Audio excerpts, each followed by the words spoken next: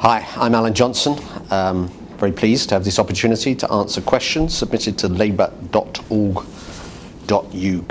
And the first one is from Trudy McGuinness, who asks, what would be my greatest strengths in supporting Gordon as leader? So, how could I do the job as Robin to Gordon's Batman, I suppose? I think I bring skills, background, experience that are necessary for the job.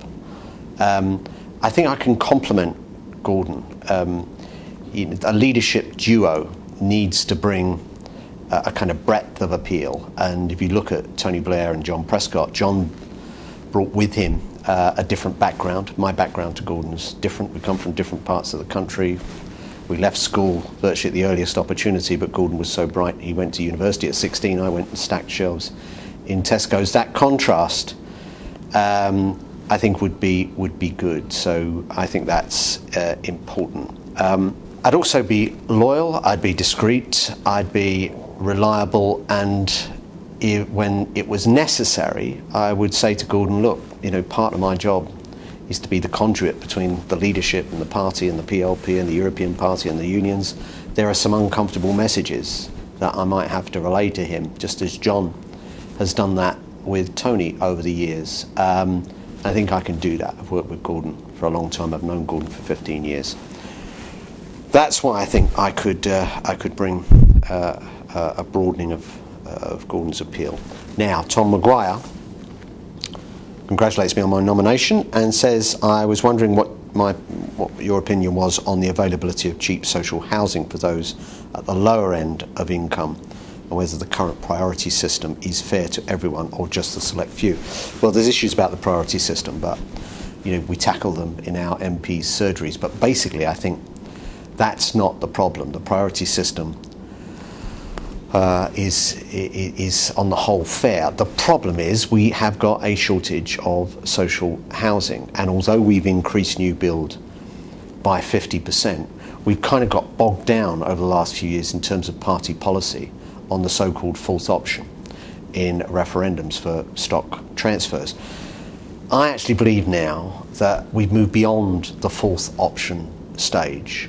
We're in a position now where local authorities have a good record on housing, should be allowed to form an ALMO, an arm's length management organisation, which is crucial to how this would all work, because the housing stays in council ownership, but you've got a much better system of running them, including much better representation of tenants. So good councils with a good record just form their ALMOs and get on with building council housing, because one thing is sure, housing associations will not be able to meet the mismatch between supply and demand for social housing. David Warren asks what the party needs to do in the south of England to reverse the position in the recent local elections where a lot of ground was lost to the Tories. Well, the first thing to say there is we do need a key seat strategy. We can't just retreat to our heartland. The reason why we're in power is we won seats like Hove and Hastings, as well as seats like Hull that I represent, which have traditionally voted Labour but have too rarely seen a Labour government. So we did that by forming this coalition of the aspirants and the disadvantaged and people from all social classes, and we need to recapture some of that, particularly in the south. Now, some of it is about exposing, some of the strategy must be about exposing David Cameron and the paucity of the Tories' position on policy. I think what we've got here with Cameron is a good PR man who's appealing to lots of people in the south, not such an appeal in the north, and non-existent in Scotland, where the Tories picked up the same percentage vote as under Ian Duncan Smith a few years ago. So he appeals in the south, and we have to concentrate on policy issues, because if you look at what the Tories have said, they haven't said very much in terms of policy, but what they have said are things like they'll withdraw from the social contract on Europe, they'll end the union's link with Labour, to quote their submission to the Hayden Phillips inquiry, this is not a threat but a promise, and they'll also unravel that public sector pensions deal that I did for 3 million public sector pension workers in health, civil service and education. So we don't know what they're going to do to tackle the big issues of climate change and energy security and demography and skills and globalisation. We only know that their stated position returns to their kind of petty prejudices of the past.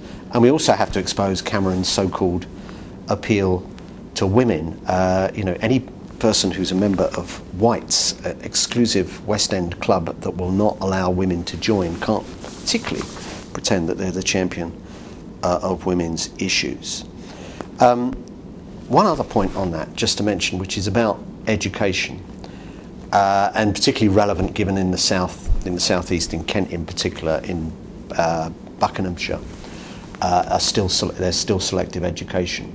Tories have got themselves in a mess on this issue, and we should just be absolutely restating at every opportunity the fact that we do not want any further selection. Indeed, we've introduced an admissions code that rules it out completely and fills some of those loopholes that were there before.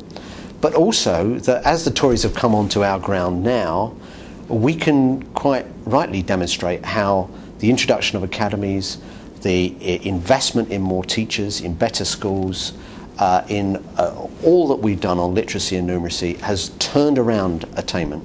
In inner London, the number of children getting 5 good GCSEs in 1997 was just 32%. That's been increased to over 56%, and that's a huge credit to the teaching profession, but it just demonstrates once again our policies are the right policies, which is why the Conservatives have moved onto our ground. Now, Susan Fisher says, did I support the decision to go to war in Iraq? How would I help the people of Iraq to finally find peace? Well, they certainly didn't have peace under Saddam Hussein. I did vote on the 18th of March 2003. I wasn't in cabinet. Parliament reached a decision on this. We all had to make our own decision. I voted the way I did on the basis that Saddam had spent 10 years running rings around the UN, ignoring a succession of Category 7 resolutions.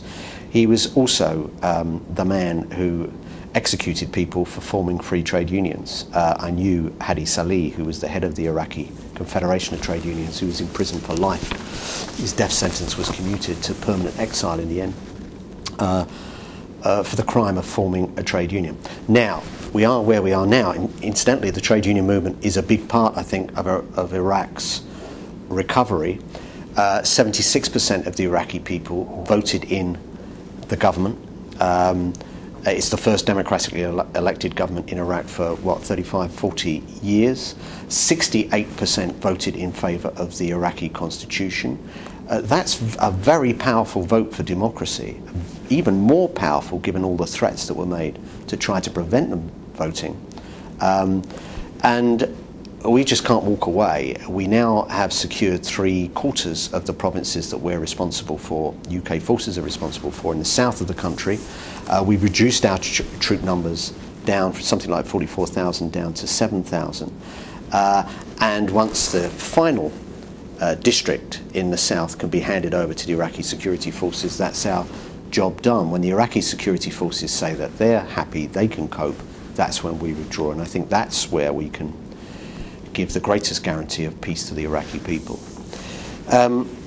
David Whitaker says, what initiatives will I be taking in order to rebuild the public trust in the Labour Party and also build up the membership which has decreased?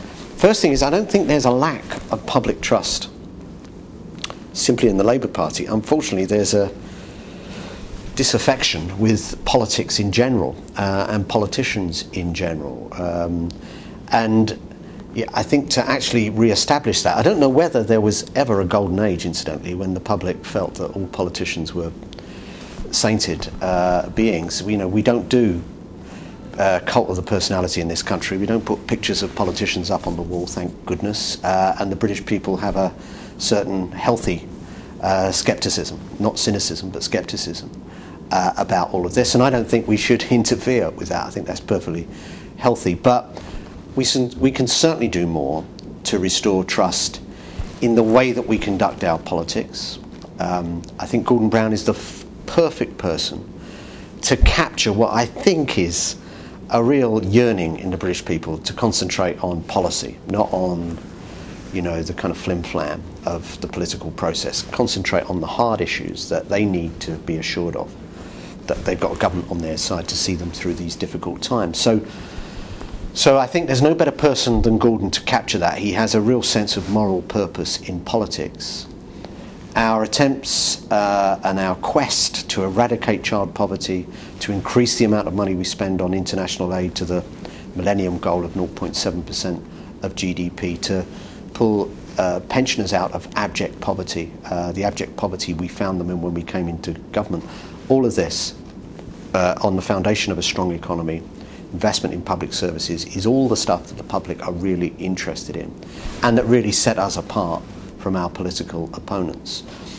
So we have to do that. The other issue about policy, about membership, incidentally, is that policy drives membership. We didn't gain all those hundreds of thousands of members in the mid-90s, up in the run-up to 97, by organisational changes in the party. We did it by convincing the public that we had something exciting to offer, and they joined in their droves. So there are organisational issues that need to be tackled, particularly with a party that's been in government for so long, because the channels between the government and the party and the trade unions, etc., become corroded, and we need to do things there as well. But it's really about policy. If we get the policy right, if we reinvigorate, rejuvenate, re-inspire the public, that in turn will add to our numbers in terms of the membership of our party. And I understand we're recruiting 1,000 members a week while this deputy leadership campaign goes on. One of my colleagues suggested that if we keep this campaign going for 4 years, we'd have won back every member that we've lost over the last 6 or 7 years. I'm up for that. If you can wait, if you can take 4 years of this, that's fine. And it's a great cause, I think, that we'd be sacrificing our health and our energy for if it recruits more members. Thanks very much.